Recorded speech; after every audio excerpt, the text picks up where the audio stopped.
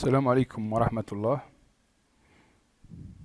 أعزائي الطلبة، نلتقي من جديد في الدرس الثاني الخاص بمقياس كيمياء الكم واحد لطلبة الماستر واحد كيمياء المواد بجامعة الباتنا واحد الحاج الأخضر، كلية علوم المادة قسم الكيمياء. وعنوان الدرس دراسة حفرة أو بئر كومون أحادي البعد.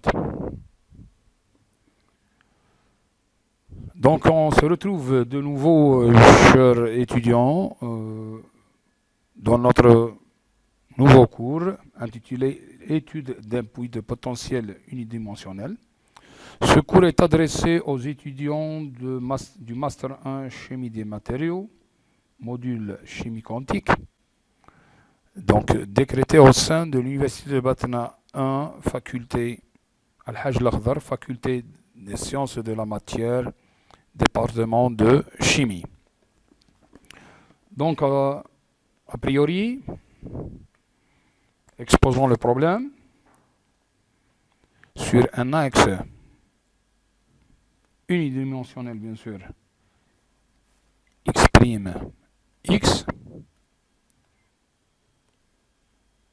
une zone d'espace inclus entre x égale à 0 et x égale à a, ça veut dire une zone d'espace d'une largeur égale à a, est caractérisée par un potentiel, une énergie potentielle V égale à 0 au sein de cet espace, et au-delà de 0 et au-delà de A, le puits de potentiel, donc l'énergie potentielle tend vers l'infini. Ça veut dire ces deux murs constituent des murs infranchissables par notre corpuscule. Et c'est pour cela on dit que notre corpuscule est enclavé au sein de cette zone, au sein de ce puits de potentiel entre 0 et A. Donc, pour définir la chose, notre puits, ou bien notre corpuscule, est décrit par un formalisme quantique basé sur l'équation de Schrödinger, tel que H est l'opérateur associé à E, donc T chapeau plus V chapeau. T chapeau plus V, parce que V chapeau est égal à V. Remarquons que V, dans les conditions aux limites suivantes, x est inclus entre 0 et A, V tend vers 0. Donc H est égal à T chapeau. Bien sûr, notons que T est égal à 1 demi de 1V au carré déjà vu. Donc c'est 1V au carré sur 2. Multipliant par M, et on aura M carré V carré sur 2M. Ça veut dire T est égal à 1 fois V au carré sur 2M est égal à P au carré sur 2M.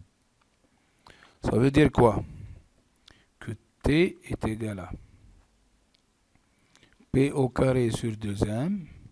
Ça implique que T chapeau est égal à P chapeau au carré sur 2M. Donc, notons bien que l'évolution du mouvement est sur l'axe des X. Donc, P chapeau est égal à Px chapeau est égal à moins IH barré d rond sur dx.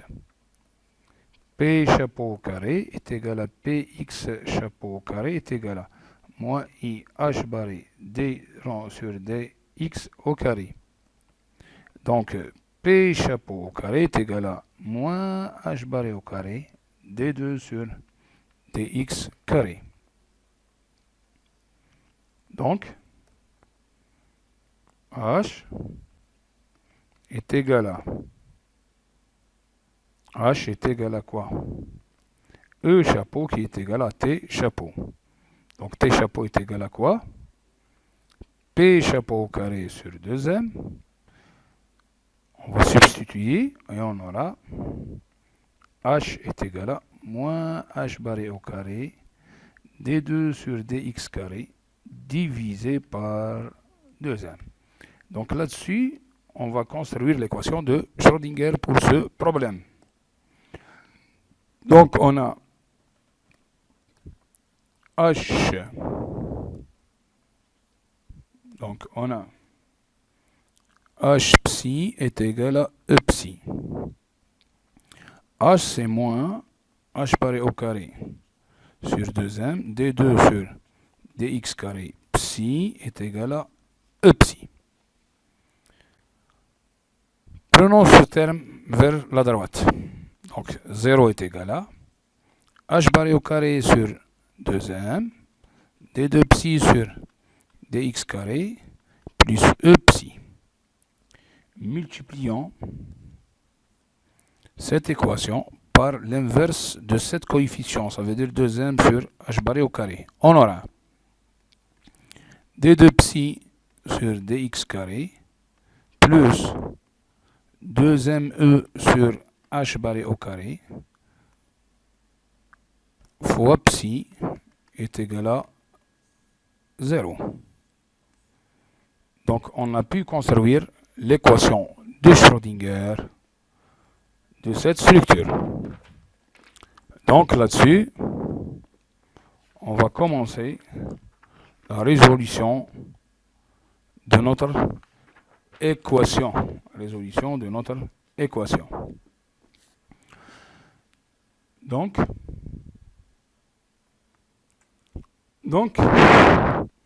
on aura une équation différentielle de second ordre homogénéisée.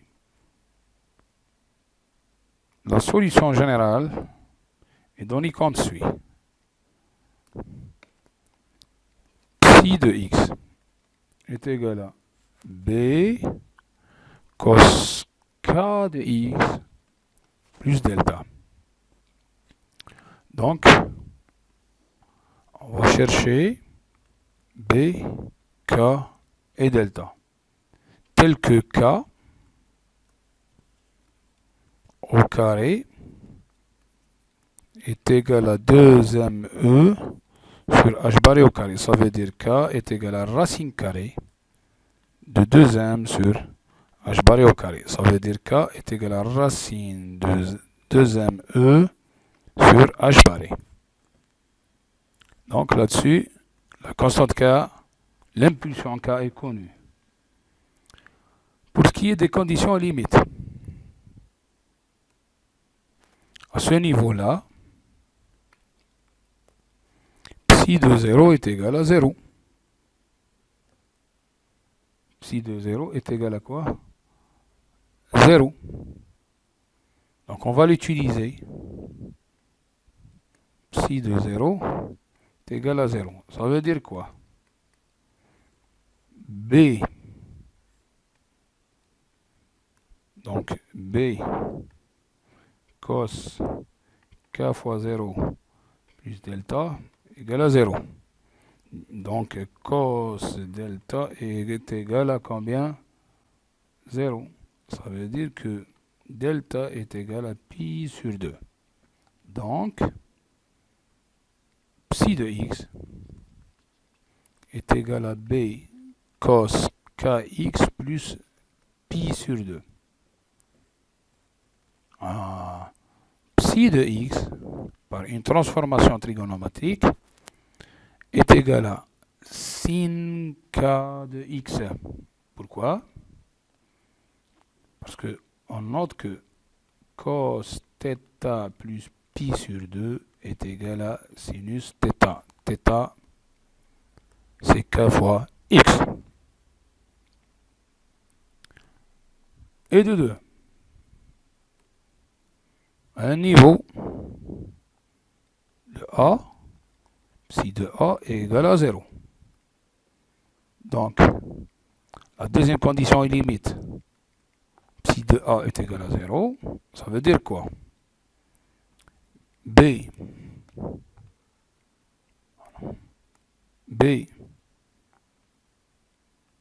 sinus K fois A est égal à 0. Ça veut dire quoi? B est non nul, donc sinus K fois A est égal à 0, qui est égal à sinus n fois pi. Donc K fois A est égal à n fois pi, tel que n est un nombre naturel qui démarre par le 1. Donc on aura K au carré, A au carré est égal à n au carré, pi au carré. Pourquoi tout cela? Pour faire la substitution suivante. K au carré est égal à 2 fois E sur H barré au carré.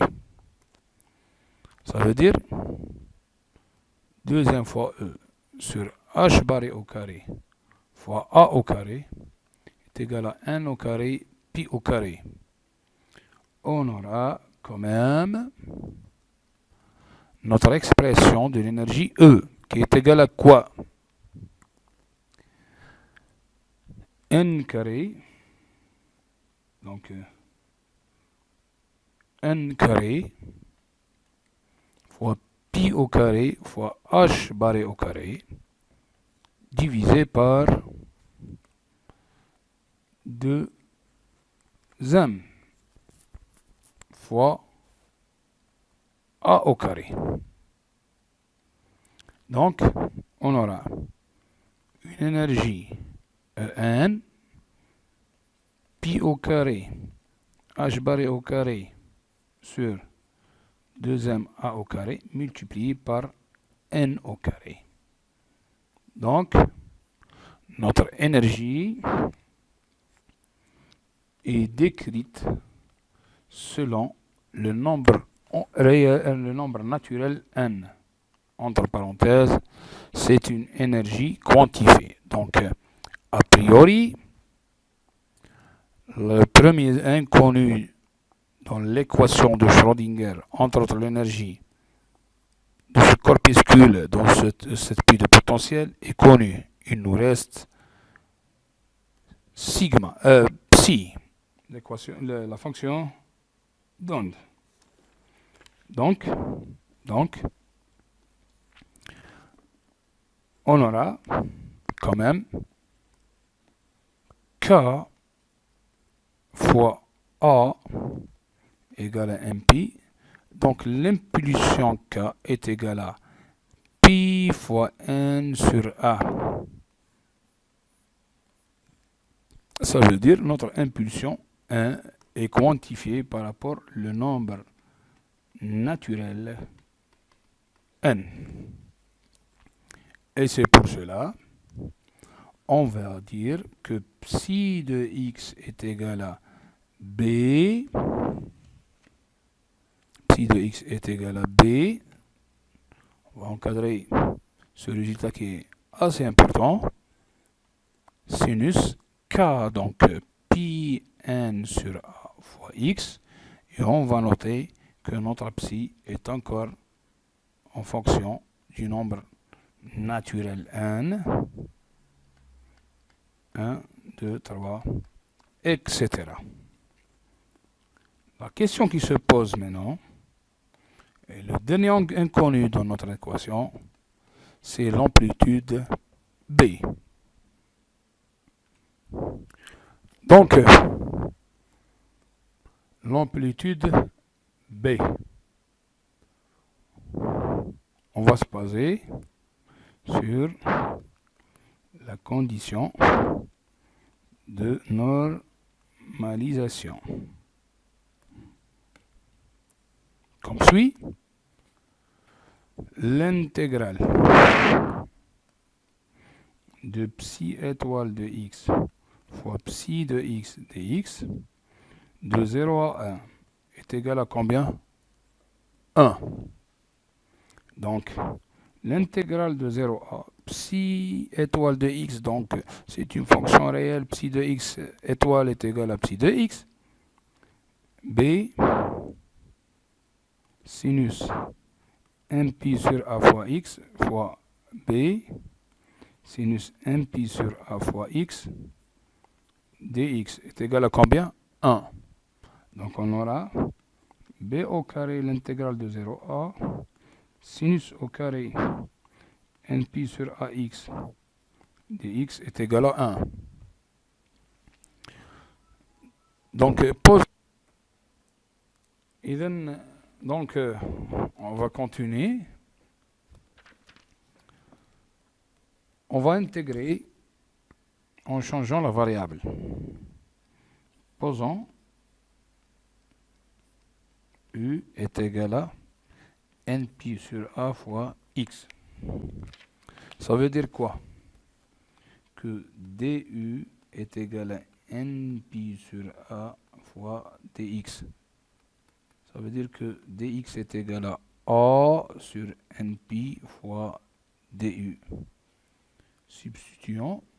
Avant cela, pour ce qui est des bornes, pour x égale à 0, u est égal à npi sur a fois 0 qui est égal à 0, x égale à a, u est égal à npi sur a fois a, donc est égal à npi.